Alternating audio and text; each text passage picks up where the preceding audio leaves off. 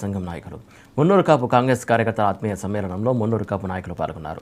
జగిత్యాల జిల్లా కేంద్రంలోని అన్నపూర్ణ టాకీస్లో ఎమ్మెల్సీ జీవన్ రెడ్డి అధ్యక్షతన నిర్వహించినటువంటి మున్నూరు కాపుల సంఘం సభ నిర్వహించారు. ముఖ్య అతిథిగా ప్రభుత్వ విప్పు వేములవాడ ఎమ్మెల్యే ఆది శ్రీనివాస్ పాల్గొన్నారు. మున్నూరు కాపు నాయకులు ఎమ్మెల్సీ జీవన్ రెడ్డి సమక్షంలో కాంగ్రెస్ పార్టీలో చేరగా కండువ కప్పి పార్టీలోకి ఆహ్వానించారు జీవన్ రెడ్డి.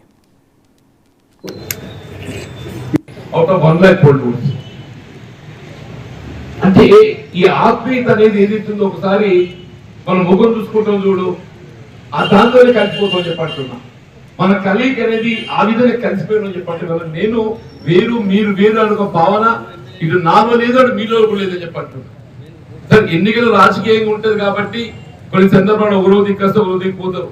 అంత మాత్రం వేరు అనే ఒక భావన అనేది దయచేసి రానియద్దు అని చెప్పంటున్నా. ఎప్పటికైనా మనం అందరం ఒకటే చెప్పంటున్నాం. ఎన్నికల్లో గెలుపు అనేది అది దానికి పలు కారణాలు ఉంటాయి. ఏమన్నా ఓడిపోవడానికి ఏదైతుందో పలు కారణాలు ఉన్నాయి. వాస్తవం ఏదైతుందో భారతీయ జనతా పార్టీ 4,000కి 40,000కు ఎదిగింది. ఎవరు ఊహించలేదు. 4,000కి 40,000కి ఎదుగుతుందని చెప్పిన ఎవరు ఊహించలేని చెప్పండి. అట్లా ఏదైతున్నదో ఇక అల్పసంఖ్యాక వర్గాలు కూడా నాకు ఎక్కువగా అండగా ఉంటాయి. ఫర్ సమ్ రీజన్ వాళ్ళు కూడా ఏదైతున్నదో బిఆర్ఎస్ పోయే పరిస్థితి ఏర్పడింది. ఇక్కడ హౌసింగ్ ఒక కార్యక్రమం ఉన్నది. 4,000 ఇళ్ళు పట్టాలు ఇవ్వడంతో ఏదైతుందో వాళ్ళకి ఇల్లు పొజిషన్ ఇవ్వడం పట్టాలు మనకు ఇవ్వడంతో జీవనని కలిసి ఉండకపోతుందని చెప్పి నాకు ఒక విధమైన ఒత్తిడి చేయడంతో ఆ 4,000 ఒక 10,000 రోజులు మార్పడింది. 10,000 రోజులు మార్పడింది.